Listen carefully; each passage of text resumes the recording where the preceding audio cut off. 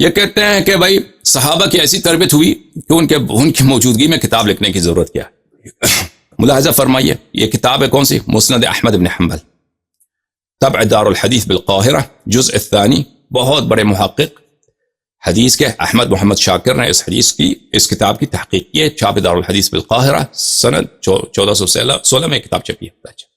حدیث نمبر 1656. 1656. اس کیا فرمایا؟ اسناد صحیح حدیث ہے نا. اچھا، ابن عباس سے روایت ہے، قریب روایت کرتے ہیں ابن عباس، انہو قال له عمر نے ابن عباس کو اس طرح پکارا، یا غلام، اے لونڈے، اے لڑکے، یا غلام، یہ لڑکے، کیونکہ ابن عباس سن میں کم ہے، نوجوان ہے. رسول پاک صلی اللہ علیہ وسلم کے وفات کے وقت نوجوان تھا، 13-15 سال اس کی عمر ہے اس زمانے میں. تو عمر کے خلافت میں 17 سال، 16 سال، 18 سال. اب پتہ نہیں کہ عمر کے خلافت کے کس حصے کی بات ہے یہ. اے غلام، هل سمعت من رسول اللہ صلی اللہ علیہ وآلہ او من احد من اصحابہ اذا شک الرجل فی صلاته ماذا يصنع؟ دیکھیں، اس کو خود شکیات نماز کا حکم نہیں ہے. ابن عباس سے پوچھتا ہے، ابن عباس، اے غلام، اے لڑکے، تو نے کبھی سنا ہے رسول پاک صلی اللہ علیہ وسلم سے تجھے پتہ ہے کہ انہوں نے کیا فرمایا کہ نماز میں آدمی کو اگر شک ہو تو کیا کرے؟ رکعات میں شک ہوتا ہے کہ کتنے رکعتیں پڑھی ہیں انسان.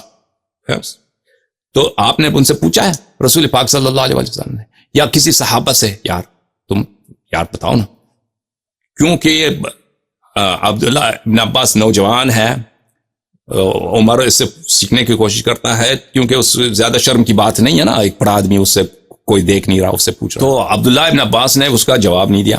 فبینا ہوا کذالک، اسی حالت میں، اسی گفتگو میں تھا، اذا اقبل عبد الرحمن ابن عوف آیا. فقال فیما انتما، عبد الرحمن ابن عوف کو پتہ چلا کہ یہ خلیفہ جو ہے اس سے پوچھ رہا ہے کوئی بات. خلیفہ جو ہے کہ نوجوان لڑکے سے سیکھنے کی کوشش کر رہا ہے. فقال، کیا بات ہو رہی ہے؟ عمر نے کہا، سألت هذا الغلام هل سمعت من رسول الله صلی اللہ علیہ وآلہ او احد من اصحابہ اذا شک الرجل في صلاته ماذا يصنع؟ اے عبداللہ ابن عباس، کیا تو نے عبد الرحمن ابن عوف کو عمر نے جواب دیا کہ میں نوجوان سے سوال کر رہا تھا کہ کیا اس نے رسول پاک صلی اللہ علیہ وآلہ وسلم یا کسی صحابی سے اس نے سنا ہے کہ اگر انسان کو نماز میں شک ہو تو وہ کیا کرے شرع کار کے. اور عزیزو، یہ شک نماز جو ہے، نماز میں شک کرنا، یہ کوئی غیر مبتلا بہ نہیں ہے کہ انسان کو کبھی یہ تو عام پیش آتا ہے. انسان کو شک ہوتا ہے کہ بھئی 3 رکعت پڑھی، 4 پڑھی، 4 ختم کیا، یہ غلطی سے آپ 5ویں رکعت میں چلے گئے ہیں. انسان کو شک ہوتا ہے، دوسری رکعت ہے، تیسری رکعت، یہ تو ہمیشہ ہوتا ہے انسان کو. یہ تو کوئی مگر یہ کہ کہہ دیں کہ آپ عمر معصوم ہے. اگر معصوم ہے تو عبداللہ ابن عباس سے کیوں پوچھ رہا ہے؟ اگر اس کو معلوم ہے تو عبداللہ ابن عباس سے کیوں پوچھ رہا ہے؟ معلوم نہیں ہے نا، تبھی تو پوچھ رہا ہے، سیکھنے کی کوشش کر رہا ہے، علم حاصل کرو. خلیفہ علم حاصل کر رہا. تو عبد الرحمن ابن عوف نے کہا، سمعت رسول اللہ صلی اللہ علیہ وسلم. عبد الرحمن ابن عوف نے کہا کہ میں نے رسول پاک صلی اللہ علیہ وسلم سے سنا کس طرح کرو، شک پیش آ جائے، 2-3 درمیان کے شک آ جائے تو کیا کرو. تو عزیزو، جس شخص کو اتنی ابتدائی باتیں، نہ تیمم کا پتہ ہے، نہ نماز کا پتہ ہے، نہ تیمم کا پتہ ہے، نہ نماز کا پتہ ہے، اور یہ ان کے نزدیک سب سے افضل عالم صحابی ہے، تو یہ ادعا کرنا کہ وہ علم الرسول صلی اللہ علیہ وآلہ وسلم، جس میں کوئی علم الرسول صلی اللہ علیہ وسلم عین یقین ہے، اس میں شک نہیں ہے، اس میں ظن نہیں ہے، اس میں اجتہاد نہیں.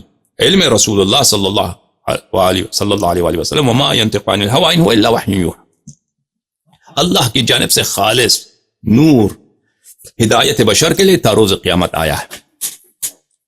تو رسول پاک صلی اللہ علیہ وآلہ وسلم اس علم کو، وہ تو دنیا سے جا رہے ہیں، خود اللہ بھی پتا ہے کہ جا رہے ہیں. تو عقائد میں مسلمانوں میں اختلاف ہوگا، تفسیر قرآن میں مسلمانوں میں اختلاف ہوگا، الفاظ قرآن میں مسلمانوں میں اختلاف ہوگا، نماز پڑھنے کے طریقے میں اختلاف ہوگا، الا ماشاء اللہ اب مسائل پتہ نہیں. تو یہ علم جس میں کوئی اختلاف نہیں ہے، یہ علم جس میں کوئی گمراہی نہیں ہے، یہ علم جس میں کوئی شک نہیں ہے، سب نور یقین ہے. ٹھیک ہے نا. رسول پاک صلی اللہ علیہ وسلم نے کیا سوچا کہ یہ امانت الہی، یہ ہدایت ہم تک کیسے پہنچائے، آنے والی نسلوں تک. دنیا سے چلے گئے، کوئی بھی نہیں، دنیا سے چلے گئے، نہ کسی کو خلیفہ معین کیا، نہ کسی کو معلم بنایا، نہ قرآن تدوین، نہ حدیث مدون.